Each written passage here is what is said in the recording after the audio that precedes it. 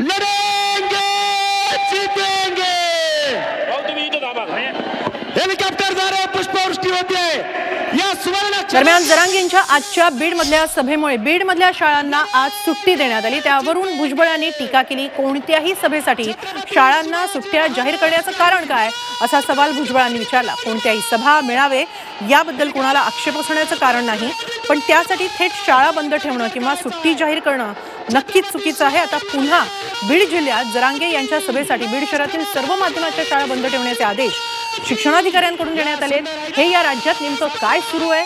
पंतप्रधान मुख्यमंत्री यांच्या सभांच्या दिवशी देखील अशा प्रकारे शाळा बंद ठेवल्या जात नाही अशी टीका भुजबळांनी केलेली आहे। सभेसाठी शाळांना सुट्ट्या जाहीर करण्याचं कारण काय असा सवाल भुजबळांनी उपस्थित केलाय। सभेसाठी शाळा बंद ठेवणं चुकीचं असल्याचं मत त्यांनी मांडलंय। राज्यात नेमकं काय सुरू आहे? पंतप्रधानांच्या सभेवेळी देखील सुट्टी दिली जात नाही। जरांगेंच्या सभेवेळी ही विशेष व्यवस्था कशासाठी असा सवाल भुजबळांनी उपस्थित केलाय।